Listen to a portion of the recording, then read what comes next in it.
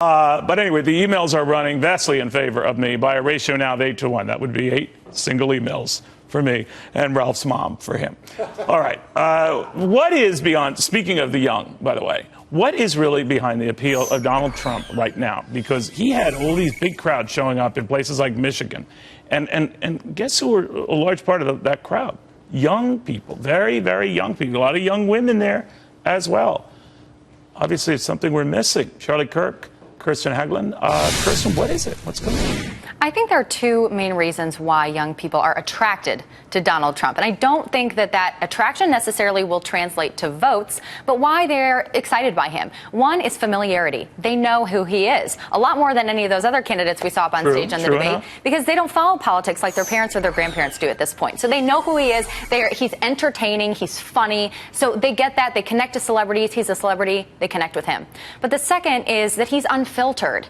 And that's something that they don't see from a lot of politicians, and so many of them have overpromised and underdelivered on student loans, on jobs, on so many things that they just appreciate the fact that someone stands up there and says what he thinks. He's bombastic. He doesn't say it in a nice or gracious way all the time, but they at least appreciate that honesty, and I think that's what he's keying into with millennials. Charlie Kirk, you're a very honest, young, blunt guy, but you don't use some of the language or some of the direct approaches that Donald Trump does. So for someone of your sort of reserved character, does that bug you on some level? Or can you understand what Kirsten just said? There's an appeal to a candidate who does that.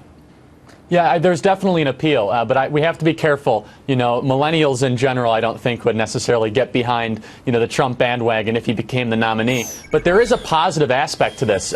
24 million people watched the debate last week. And let's be honest, they didn't tune in to go see Mike Huckabee. They didn't tune in to see John Kasich. They tuned in to see Donald Trump. And 24 million people. We found out afterwards that they were tuning in thinking that I would be there. And, well, that's exactly right. Yeah. No, but you're right. No, there is something. He definitely lifts the ratings of any show he's on. He's one of the few candidates who could pop on the Sunday shows, not have to be there in person. He can phone it in, and the ratings go through the roof. But you seem to argue, both of you, that could be short-lived. Right, because there's the appeal there. And I was actually talking to someone of my generation just earlier today that has been following it a little bit. Did I tell you about my producer? I'm so sorry. Yeah, go ahead. I'm sorry. Go ahead. Talking about this earlier today, and he was like, yeah, Trump is hilarious, and he's entertaining. I love watching him. Am I going to vote for him? No way. See, here's what I don't buy about that. I hear it out of older voters as well, Charlie, but they go further. They hear what he said on illegal immigration. They agree with him. They're frustrated with Mexico, maybe not to the point of building a wall and having the Mexicans pay for it, but they also remember Donald Trump and his warnings about China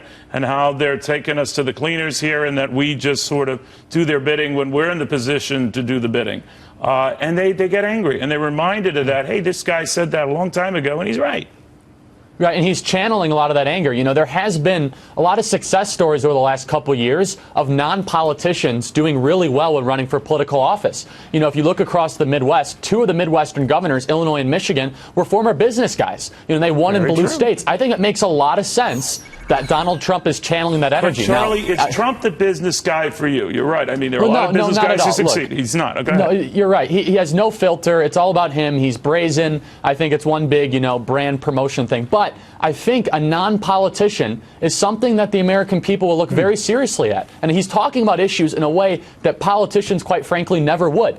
He's just telling the truth. He's saying what his solution would be. He doesn't care if he's going to be liked or not. And I think there's a lot of value to that. Which is what you were kind of saying, right? Yeah, I do. And, I think one challenge Trump is going to have to face is that when he talked about Bernie Sanders having the mic taken from him at a recent campaign event from the Black Lives Matter folks, he said, that was weakness. It showed he was weak. And it really shows what Donald Trump is all about. He wants to win, and he thinks that any show of humility is weakness from a politician. Americans love the strongest guy in the room, but they don't like a bully. So long as Trump can manage that line between being bold and confident and unfiltered and being a bully, Americans will get behind him to a certain extent. All right. Well, he's working right now, getting it done right now. Guys, thank you both very, very much. Thank you. Take a look at Apple. It is